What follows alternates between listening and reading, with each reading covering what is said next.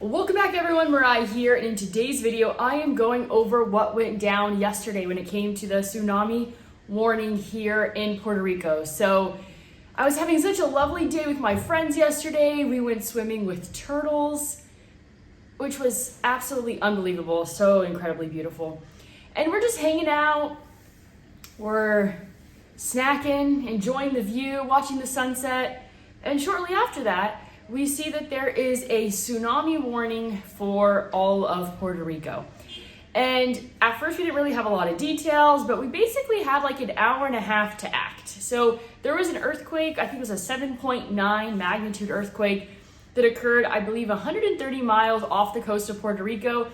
And basically my friend got a phone call, and he was talking to someone who was trying to get a hold of their other friend to let them know that there was a tsunami warning. And then my phone rang, and it was my employee, and she was like trying to warn me. She was probably like, God, this gringa, she has no idea. She's gonna get washed away in the tsunami. But how kind of her to call me and just to warn me and make sure that I knew. So it was actually, I was thinking this whole week of like, wow, I feel like I have employees that truly care about my business. And that's a very special thing, because if you just sense the slightest bit of someone just not giving a shit, it feels like they're on the opposite team as you. So I was just thinking all week about how much I feel like my employees care. And then I had that moment, I was like, how amazing is that? So at first we were like unsure, like how seriously do we need to take this? So we're at my friend's house. They live right on the beach on the 8th floor. We started closing the storm shutters.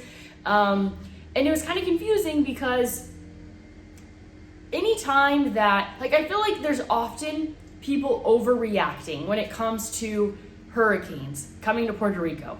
They tend to overreact on Facebook. They put a lot of fear into people, and typically it's never that bad. I mean, it could get bad in some of the areas of the island, but usually where I'm at, it's never that bad. And so I'm like, okay, I feel like people are not really reacting. They're not that terrified, which means, like, do they not understand how bad this could potentially be? So I'm trying to like feel out how other people are speaking on this. And then Aguadilla, which is the west coast of the island, they got evacuated. I saw videos of like traffic, people trying to get out, the tsunami sirens, which is just like a freak of a thing. So we had about 90 minutes, and I'm at my friend's house, and I'm like, okay, listen, I'm gonna go home. I'm gonna pack up all of my valuables, and I'll come back if you guys want. I'll pick you up, and let's just go up to the mountains, find a cool bar to hang out at, have a good time, just make the most of this. Because I live fairly close to the ocean, so it's telling people to stay away. My neighborhood tends to flood quite a bit.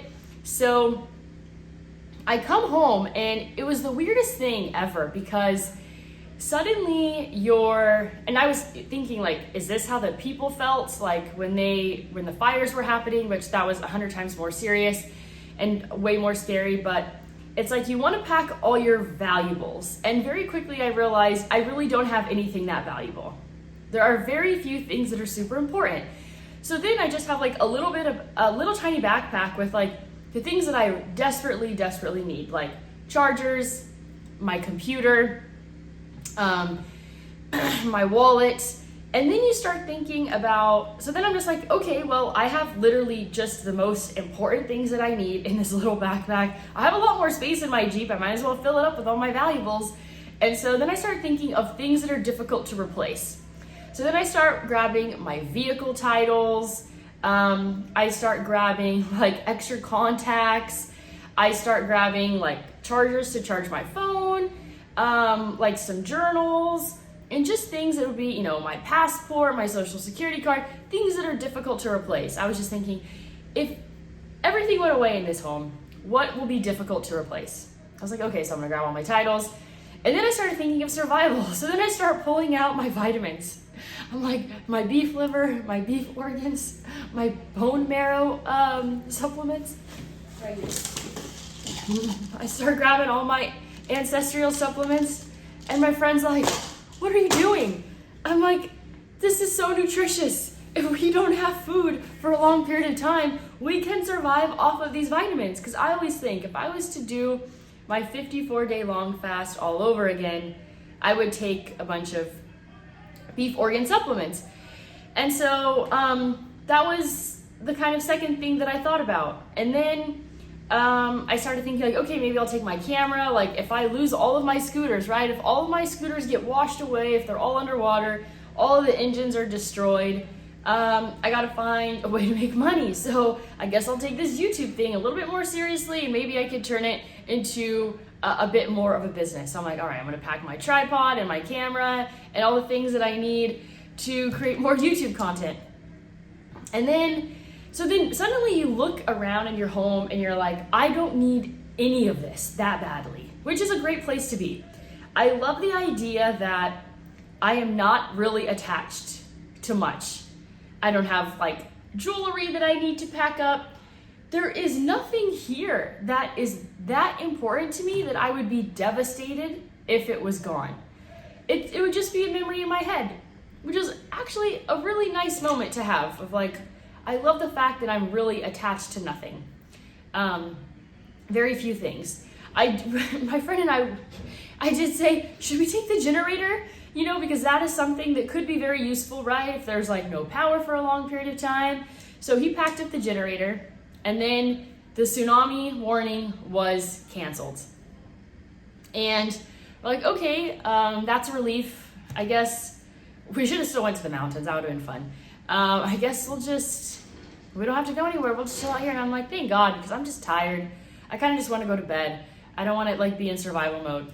So then, like 2 hours later, he opens up the back of my Jeep and he's like, the generator's back here. And I was like, that felt like 3 days ago that we packed that generator. It was just the strangest thing, the strangest like series of events. Felt like we were in a movie. There was like kind of panic, but not that much panic.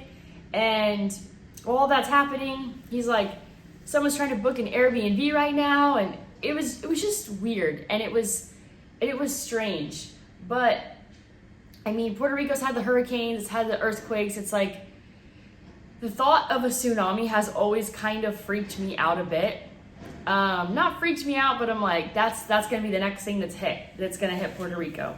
That's what's gonna knock us all out. So that was how it went down yesterday. It was like the warning was out there, and then maybe like an hour and a half to 2 hours later, then it was canceled. So that's pretty much it. It was just weird of being in that mind space of packing the things that you really need and then realizing you don't really need that much, but then like, what are the things that I need that are gonna be difficult to replace? So I survived the non-tsunami event of 2025 in Puerto Rico. So that's all that I have for you today. As always, go out there and create a portfolio that you love.